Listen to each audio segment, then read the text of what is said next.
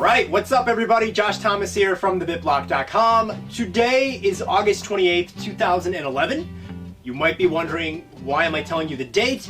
It is because today is the 3-year anniversary of Captain Rainbow releasing on the Wii in Japan.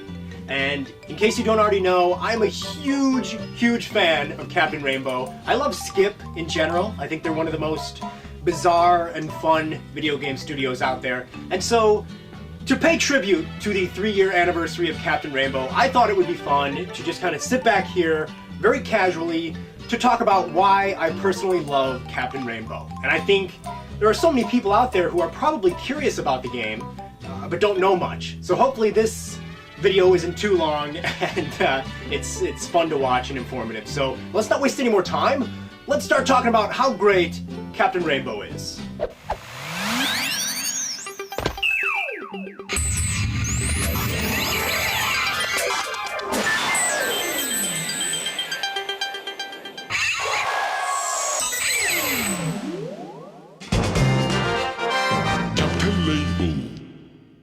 Alright, so, you know, it's kind of hard for me to decide where to start when it comes to talking about why I personally love Captain Rainbow. But I think one of the key, maybe the most important element to what makes Captain Rainbow so much fun would have to be the characters themselves. You see, in Captain Rainbow, all of the characters are based off of forgotten characters from past Nintendo games. So I think if you're a really big, hardcore Nintendo fan, that very idea alone should get you pretty interested in checking this game out. And all of the characters have traveled to this magical island known as Mimmin Island. This is where the entire game takes place. It's quite large, and all the characters have their own little areas of the island, and they all have very unique personalities. They all have their own little stories. They look crazy, they act crazy, and, you know, like I said, they are really kind of the meat of what makes Captain Rainbow so delicious to play. Now, all of the characters have come to Mimmin Island because Mimmin Island is this magical place where your wishes can come true because of these cute little rabbit-like creatures called Mimmin. They are, for the most part, involved with the whole wish-granting process. And that is why Captain Rainbow himself has come to Mimmin Island. You see, Captain Rainbow is, or was, a very popular superhero, and unfortunately there are so many new superheroes popping up these days that kids really don't find him that cool anymore. And so he hops on a raft and he sets sail to hopefully find Mimmin Island, and of course he does, because if he didn't, there wouldn't be a 20-something hour game ahead of us. Okay, so let's get into actually talking about these characters. First of all, there's Birdo.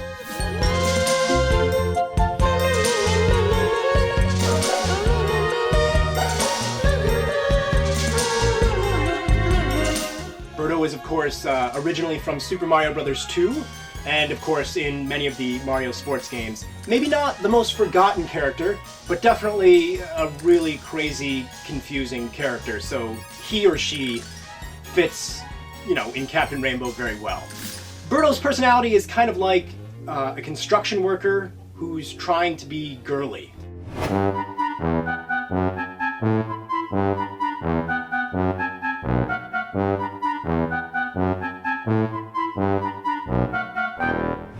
Now, if you've played any Skip games before, you might be familiar with this guy. This is Tao the dog. He was in Chibi Robo. He's also in Gift Pia. Unfortunately, Gift Pia never released outside of Japan, but you might have heard of it.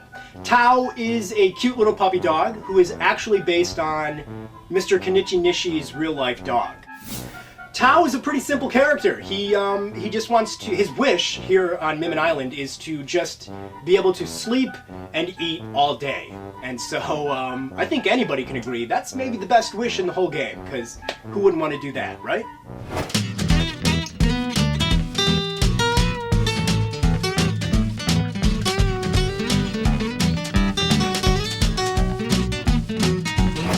Mappo the robot from Gift Pia is in Captain Rainbow. He is basically the law enforcement behind Mimmin Island. Without him, this place would be total chaos. So he's always keeping an eye on the other characters and making sure that there's nothing crazy going down. He's, you know, peeking from behind palm trees and everything. He's a pretty crazy character. He's got his own police station set up. He has a billboard where he posts the latest happenings on Mimmin Island. he's a fun character and maybe one of my favorites.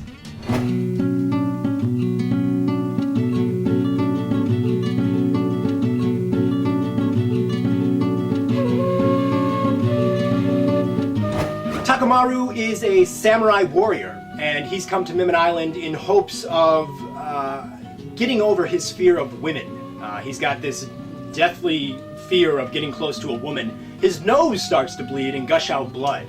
I have no idea why, but I wouldn't have it any other way.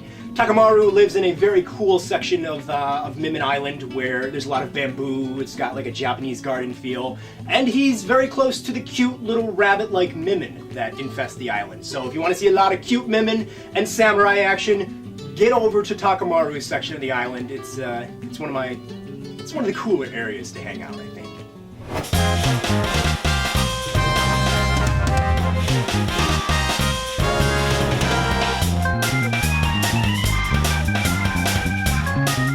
Speaking of cool, Drake Redcrest is in this game. Drake Redcrest is from Chibi Robo. He is the action figure who's supposed to be like a superhero, a space superhero.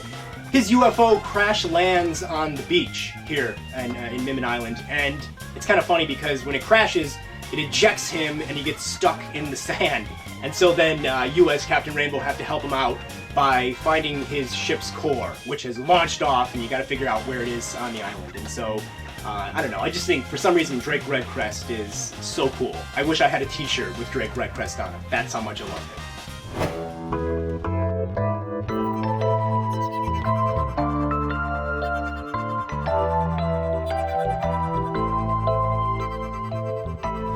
Crazy Tracy from Link's Awakening is arguably the hottest character in this game. She's deformed and kind of weird looking, but I would be a total liar if I didn't admit that I somehow find her attractive. Okay? There, I said it. But anyways, Crazy Tracy's wish is to enslave all men in the world, which is kind of kinky and scary at the same time.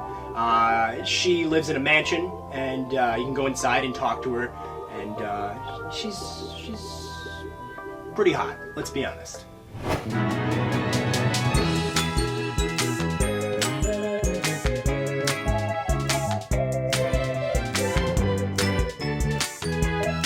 Alright, some of my other favorite characters in this game are the Famicom soldiers, or I guess as they would be known to us Americans, they would be the Advance Wars soldiers. But nevertheless, I love these guys because you don't just get one, you get a whole squadron of cute little Famicom soldiers running around. They train every day, they've got their own like tree house, they've got a campfire set up with hammocks. They go to the beach every morning, they have this routine of crawling around on the beach and training. What are they training for, right? You might think to go to war or something like that. No, that makes too much sense. The Famicom soldiers are training to be the world's greatest volleyball players. I have no idea why, but I think that's so excellent.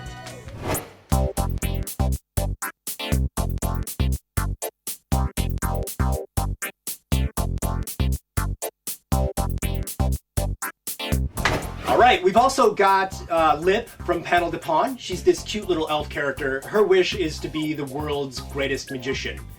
Which isn't that hard, she should be able to do it, right?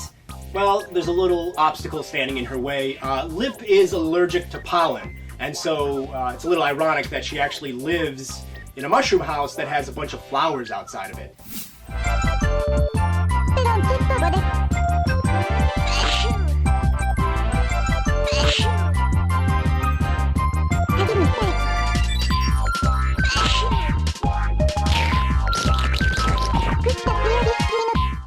Helping her get over her allergies is definitely something that you're gonna have to play a part in.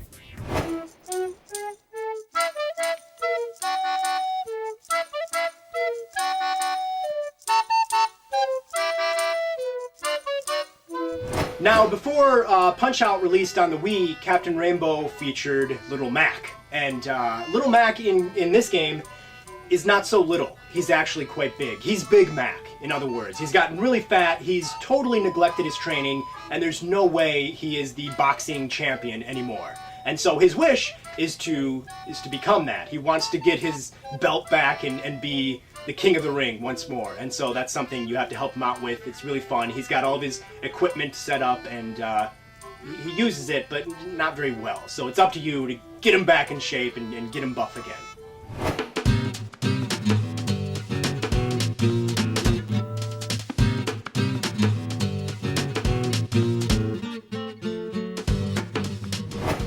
For some reason, and I have no idea why, I find the devil from Devil World in this game to literally be scary.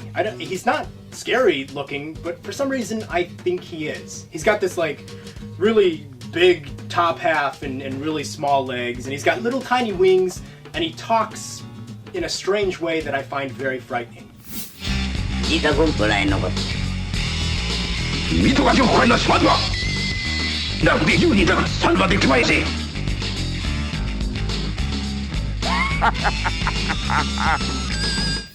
So the devil is here on Mimmin Island because he wants to be the king of all that is evil. He wants to be the Dark Overlord, and I always thought he already was, but apparently something happened and now he's not. And so he plays a lot of tricks on the other characters. He's quite mean and mischievous.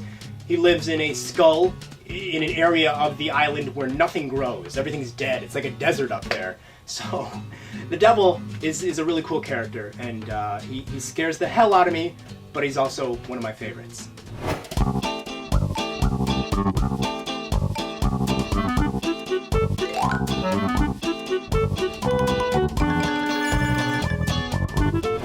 Now, my all-time favorite character in this game has to be Osan the Golfer. He's from the original NES golfing game. Many people had mistaken him to be Mario, but he actually is his own character.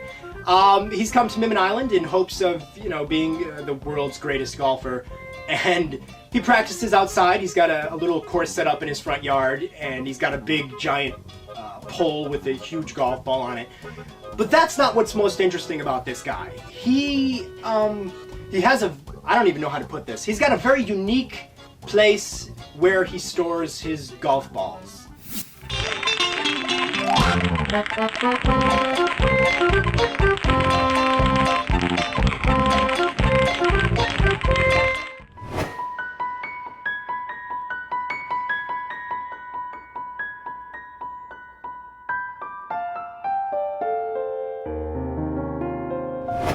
And then finally, that takes us to Hikari. She is a very sweet character. She's from the Japanese game Shin Onigashima, which was I believe an NES title. And she's the first main character that you meet on the island. She's very friendly towards you. She's like a very sweet character. She lives in like a Japanese shrine, and just outside her house is an outhouse where you would walk into to save, of course. Okay. That's all the characters. I think you got it now. There's tons of variety here, as you can tell, and if you're not too scared of them, I think we can continue on talking a little bit more about the characters.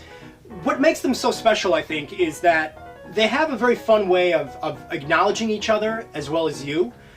You'll see as you progress through the game, different characters have different interactivities amongst each other. For example, Birdo really doesn't like Lip. I know this because if you watch her when she wakes up in the morning, because the game does run on a clock, but it's not a real-life clock, so there is day and then there's night, just like Chibi Robo, for example.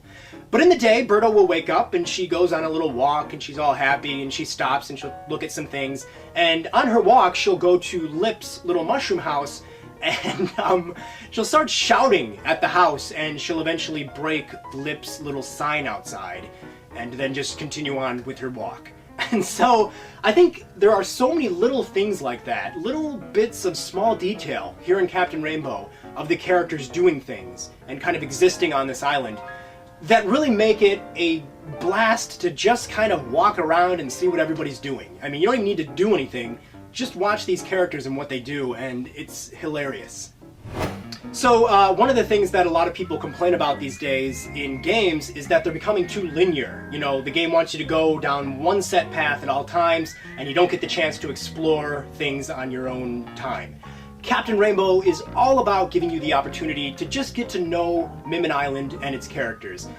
There are obviously a lot of, not missions, but there's a lot of goals and different activities that you'll take place in. You can play volleyball with the Famicom soldiers, you can retrieve an item for a character, Maybe you want to go train with Little Mac in the punching game. You can golf. You can do so many things. But the game doesn't tell you, oh, go do this now. You can kind of roam around for an entire day in the game and do basically nothing except for just enjoy the sights.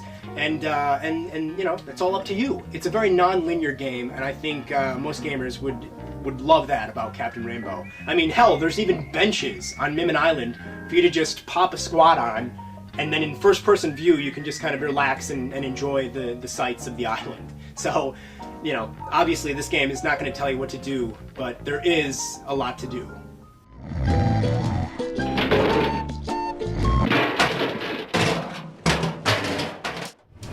Now, it's kind of funny because when I first saw Captain Rainbow, it was a trailer that Rami Cowboy from GoNintendo.com, he told me there was a new trailer for some new Nintendo game on the Everybody's Nintendo channel on the Wii. And so I went to look at it and I was like, what the hell is this game? And my first thoughts were, it looks terrible. This game looks terrible. And wow, how incredibly wrong I was about that. This game truly looks great. I think Captain Rainbow is a brilliant example of art style trumping horsepower. You don't need a ton of polygons and a ton of high resolution textures and brilliant lighting to really make a game look great. Don't get me wrong, all those things are fantastic and I do want to see those, but art style really can take place of those and be something that makes a game look great regardless of how many polygons are in the characters. So I think if you're one of those people that thinks, wow, Captain Rainbow, seriously, look at this game. Yeah, give it some time, try to get your hands on it and play it, and I guarantee you, after you've played this game for maybe about an hour, and you let your guard down, and you accept the fact that these characters are really kind of weirdly animated, and they don't have a lot of polygons and stuff like that, and you look at the art style, I really believe you're going to love this game. I think Captain Rainbow is one of the best looking games on the Wii. I seriously do. It's got its own style. It kind of reminds me of a comic book. You know, if you look at the bushes, for example, in the game, or the sand, or the ground, you can actually see the pen lines, for example, and I just think it looks great. I was so wrong about this game. Initially, I thought it looked bad. Having played it literally 10 times through, I believe the art style in Captain Rainbow is truly gorgeous, and one of the many reasons that I love it. So I think in most adventure games, you kind of play them once and then you forget about them and maybe you'll play them again sometime, but a lot of adventure titles, they're kind of designed to be played once and then it's over and you can play it again for fun, but it's really not going to offer anything new. I really don't believe Captain Rainbow is one of those games, because like I said, I've played it 10 times, I just recently replayed it again and I adored every second of it all over again. But Captain Rainbow is designed in a very, very unique way to where you can play it multiple times and there's a good chance you're going to see stuff that you did not see before. You see, the basic idea is that you run around on Mimmin Island and you can find these little stars. I believe they're called sparklies or something like that. And you collect 20 sparklies, which creates a big star in the heavens. It crashes down somewhere on the island, and then you have this very dark, mysterious atmosphere to where you have to find the star, bring it to the heavens with one of the characters to grant their wish. Now, based on who you bring, obviously that's going to mean the gameplay is totally different. Like, for example, my first time playing through Captain Rainbow, I was in a big hurry to get rid of Birdo, because I hated him or her. And so that means anything that Birdo would have done in the game's story isn't going to happen, because I granted Birdo's wish, Birdo's gone and happy, but no longer living on Mimmin Island. Now, you know, maybe I grant Little Mac's wish first. That means Birdo will be there and I can see what Birdo would have done, but I wouldn't see what Little Mac would do. So I think you get what I'm saying here. You do have to grant characters wishes in order to progress the game along, but the order at which you do that means that you're going to see different character interactions, you're going to see different cutscenes, and overall I think you're just going to have a slightly altered experience that really is worth playing it at least 2 or 3 times. Maybe not 10, I'm a bit obsessed, but at least a couple times playing through Captain Rainbow and you'll see some cool things. One example of that is like my first 5 times playing through Captain Rainbow, I didn't see this, and then eventually I realized, you know, Osan the golfer, there comes a point in the game where his yard is filled with weeds, and so he can't golf. He's pretty pissed off about that. So you as Captain Rainbow have to come along and blast the weeds out of his front yard with your yo-yo, okay? And then he takes care of the small weeds by dumping on weed poison, okay? The weed poison then leaks into a nearby river and poisons the fish. They all come floating up to the top. Now, if Mappo, the police officer, was still on the island, he would jump into that cutscene and be angry about it. You know, Osan just broke the law, he's killing fish. But if Mappo was sent away and you granted his wish, then the cutscene wouldn't show Mappo. Mappo wouldn't be there to do anything about it. And so I think that's a pretty good example of how playing it again and again with different characters on the island is going to give you a slightly different, more interesting experience than before. So I really don't know many games that can say that. But I think that's enough. I think I should stop here. If I don't stop here, I'll just keep going on and on well into the night talking about why I love Captain Rainbow.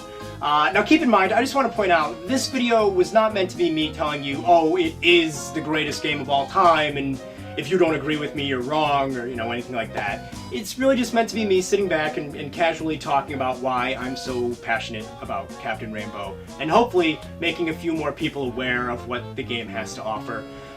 Huge thank you to everybody at Skip who worked on this game. You guys are my heroes. Like I said, it's one of my favorite games of all time. You know, in closing, I think Captain Rainbow, to sum up, is really one hell of an experience. You start off very simple on a little section of the beach, and little do you know, there's this huge playground for you to explore. It's a massive adventure with tons of crazy characters, very well-written, funny dialogue in the story, very unique art style, fantastic soundtrack, tons of items for you to find, and tons of secret areas. It's just, it's the type of game that I think you become really interested in because you become attached to the characters and the island. You know, in most games you have many different locations, you know, different worlds and levels, and you're jumping all over the place, so it's kind of hard to become attached to it. But in Captain Rainbow, you have that one island, Mimin Island, with so many things that I think by the time you complete this game, you're very attached to it. And trust me, I don't want to spoil anything, but Captain Rainbow's ending is pretty epic and pretty cool. So I think that's enough. Happy 3-year anniversary, Captain Rainbow. Thank you guys for watching. We'll see you next time.